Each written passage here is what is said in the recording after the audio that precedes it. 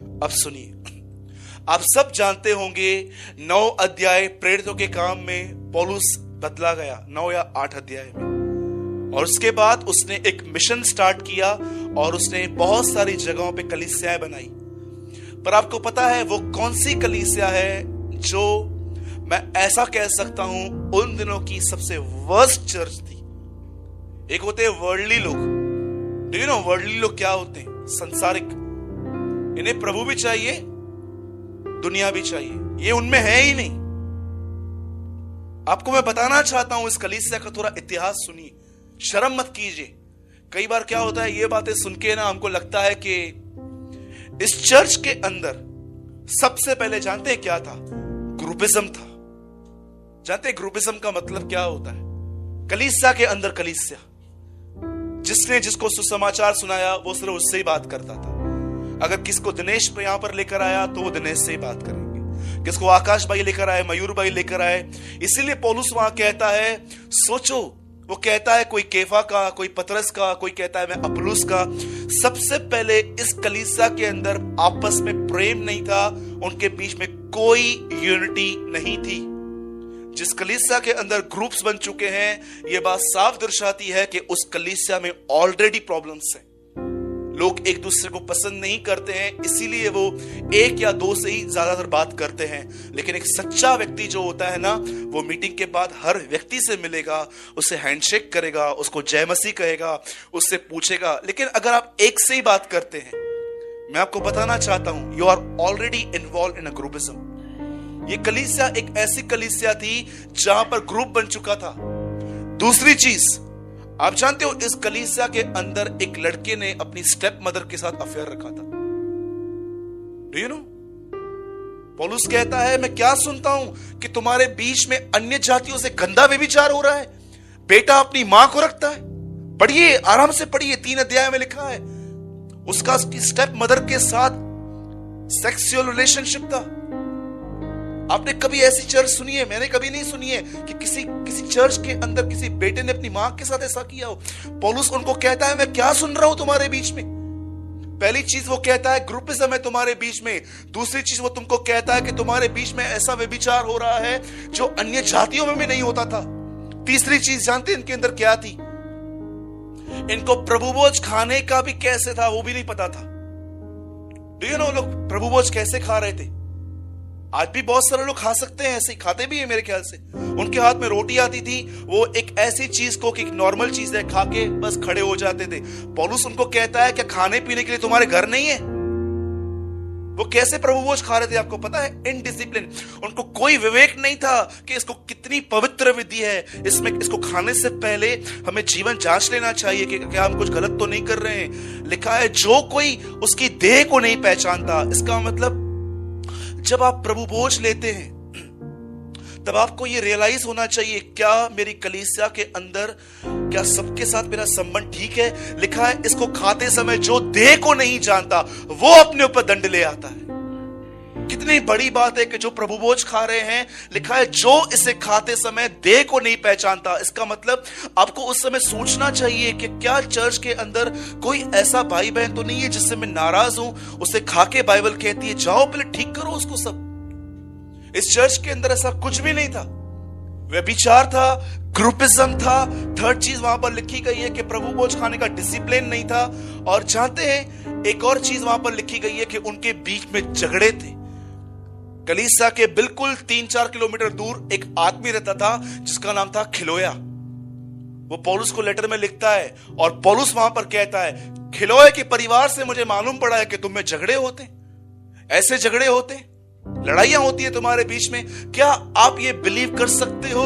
एक कलीसिया जिसके अंदर व्यभिचार है, खाने पीने का डिसिप्लिन नहीं है, उनके बीच में ग्रुपिज्म है, लड़ाई झगड़े हैं, उस कलीसिया को पौलुस इनकरेज करता है कि दौड़ो। Do you know? और जानते उनको क्या कहता है? बोलता है तुम ऐसे दौड़ो कि तुम जीतो। आप बिलीव कर सकते हो कि ये लोग कैसे थे? पौलुस उनके बाद भी इनको कहता है तुम दौड़ो, तुम जीत सकते हो।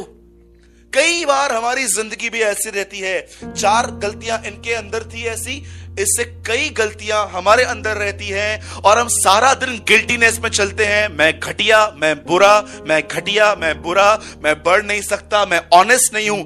मैं आपको बताना चाहता हूं, आज संत पौलुस पवित्र आत्मा की प्रेरणा से आपको कहता है, तुम अभी भी उठ के दौड़ सकते हो। और याद रखो, दुनिया में जो रेस होती है, मैराथन वगैरह वगैरह होती है, वहां एक ही जीतता है, लेकिन पौलुस यहां पर कहता है सब लोग जीत सकते हैं, सब लोग फर्स्ट प्राइज आ सकते हैं। लेकिन ये दौड़ है क्या? दौड़ का मतलब क्या है?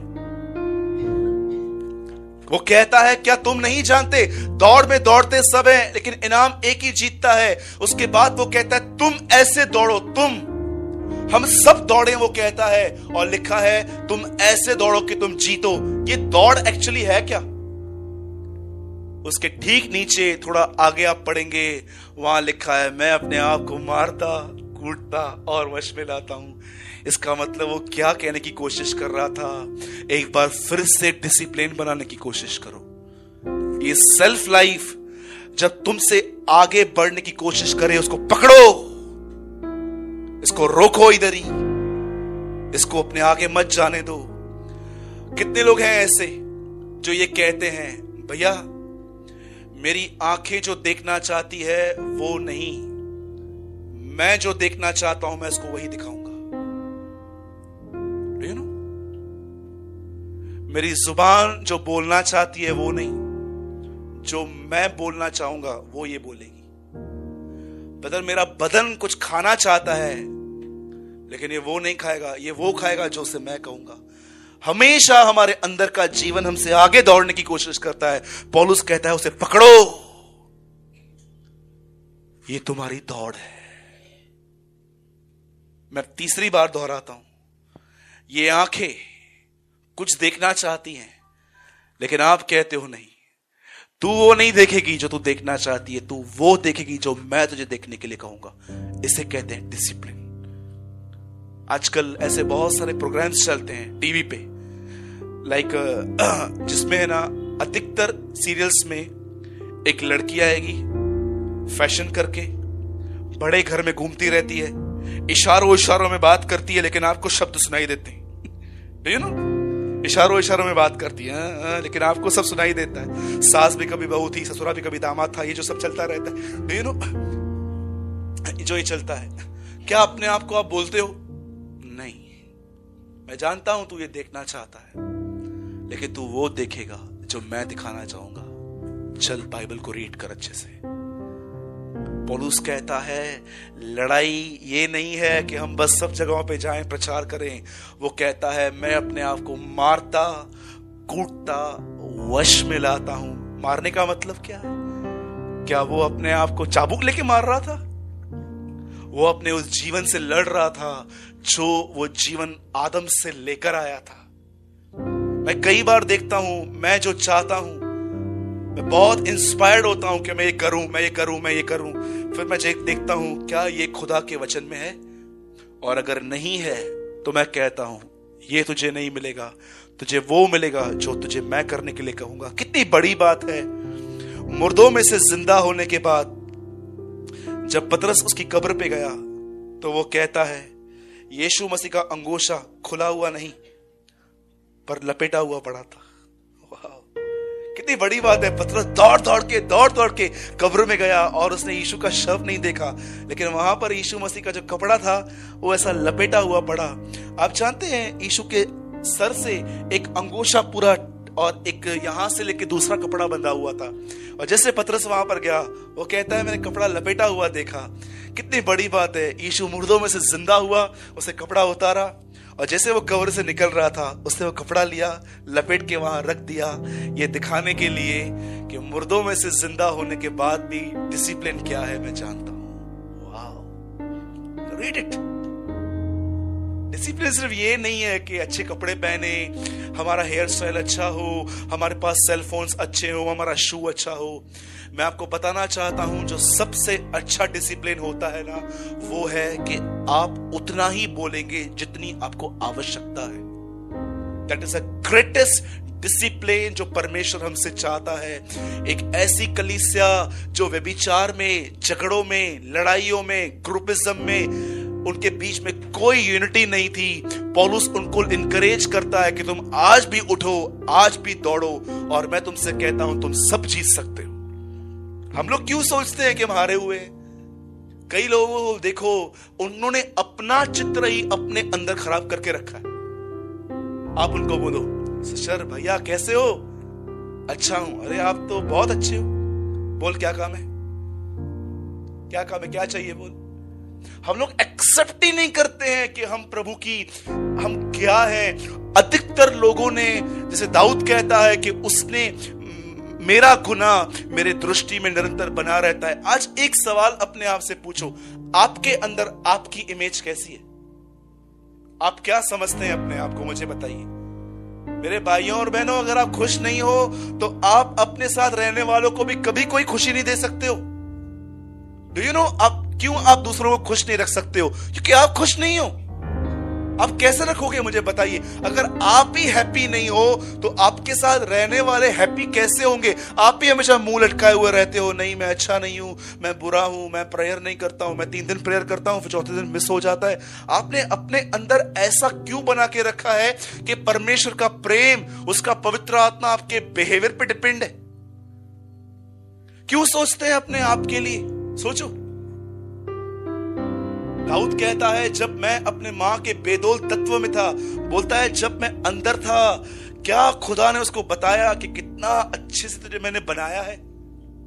मैं सबसे पहले चाहता हूं आप सब अपना दाहिना हाथ उठाइए और कहिए मैं यूनिक हूं। हाँ, और बोलिए मैं, बोलिए खुदा ने मुझे सबत के दिन बनाया। हाँ, अभी बाजू वाले को ये मत बोलना तू फ्राइडे के दिन आया था इसलिए तेरा नाक टेढ़ा है। याद रखिएगा, आप सब यूनिक हैं, आप सब मास्टरपीस हैं। मैं क्यों बोल रहा हूं सबत के दिन बनाया? क्योंकि सबत के दिन प्रभु को कोई काम नहीं रहता है और उसने आपको आराम से बनाया था। राइट है? मेरा नोज लंबा है, इसका मतलब ये नहीं है मैं फ्राइडे को बनाऊं। मैं भी सबत के दिन नहीं बनाऊं। हो जाता है कभी कभी, इसमें क्या है, थोड़ा मम्मी के पेट में हिल गया था इसमें। तो मेरे भाइयों और बहनों, अपने आप को पसंद करो। ये बात अपने आप को समझाओ कि जो दौड़ आप दौड़ रहे हैं, आप कितनी बार भी गिरेंगे, और जैसे आप गिरेंगे ना, और ऊपर देखेंगे ना, यीशु मसीह आपको उठाने के लिए खड़ा होगा। ऑलवेज वो खड़ा होगा। आप 100 बार गिरेंगे और ऊपर देखेंगे ना, वो आपका पतरस जब डूब रहा था। सोचो, अगर मैं होता पतरस की जगह तो मैं क्या करता, या आप होते तो क्या करते? समझिए, आप सामने पतरस बोट पे खड़ा बैठा हुआ है और आप पानी पे चल रहे हो, और वो कहता है प्रभु मैं भी आऊं, कम आजा, दिखा, शो ऑफ कर सबके सामने, आजा। हम तो वहीं पर लेक्चर देते, और जैसे वो आता और गिर जाता, उसकी मुंडी ऐसे वो हिलाता था, तो जानते मैं क्या करता? मैं उसके आगे जाता और सबसे पहले उसको लेक्चर देता। इतनी बार समझाया था, यहां वहां मत ताक, यशाया में तूने पढ़ा भी था, यहां वहां मत ताक, और मैं उसके सर पे से पैर रख के बोलता रहा, तू चला ही जा अपने अंदर। ये हम हैं। लेकिन जानते यीशु ने क्या किया? पहले इसको खड़ा किया, पहले बचाया, बाद में उसको बोला अविश्वासी क्यों संदेह करता है? अरे पहले किसको बचाओ, बाद में लेक्चर दो उसको।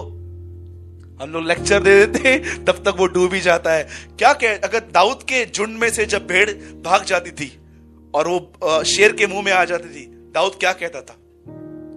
तेरे को पहले ही बोला था झुंड से बाहर मत निकल, अब पड़ी रहे।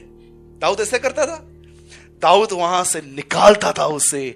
डू यू नो, ये जो चित्र है कि दाऊद कैसे शेर के मुंह से भेड़ को निकालता था, ये चित्र है नए नियम का कि कैसे यीशु मसीह वो गरजने वाले शैतान के अंदर से हर एक को निकाल ले आएगा। That is a sign. तो परमेश्वर आपसे प्रेम करता है। आज के बाद अपने आप से नफरत नको। हाँ, लर्निंग मराठी। राइट है, मुझे मराठी में एक वर्ड आता है, कभी भी आप बोलोगे ना, मैं एक वर्ड वो बोलूंगा, गब्बस। और उसके बाद भी ज्यादा बोलोगे तो एक और वर्ड मुझे आकाश से सिखाया, मला माहित नहीं, मेरे को नहीं आता है। ये 2 वर्ड्स में उन्होंने मुझे बताया था, पूरा मराठी है ब्रदर। राइट है, बाकी सब अलग है, आई वडील ये सब बाद में आता है, पर पहले दो ये वर्ड सीखो, नहीं तो आप तंग हो जाओगे लोगों से। पहले गप बस, ठीक है, ये बाजू वाले को मत बोलना, इधर ही ग्रुप बन जाएगा चर्च में। गप बस एंड डोंट वरी, ये सब लर्न मत कीजिए। मैं यही कहना चाह रहा था आपके साथ। आज मैं बहुत जॉयफुल हूँ, आज संडे मॉर्निंग है।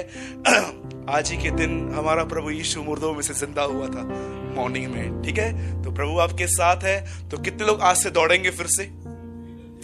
मैंने बहुत अच्छे से एक्सप्लेन किया है आज आपको कि दौड़ना क्या है। आईज, टंग, ये सब मैंने आपको अच्छे से बताया है। मैं फिर से लास्ट टाइम बोलता हूं, मेरी आंख वो नहीं देखेगी जो वो देखना चाहती है, ये वो देखेगी जो मैं उसे देखने के लिए कहूंगा। इट्स अ डिसिप्लिन, ठीक है। तो यीशु मसीह की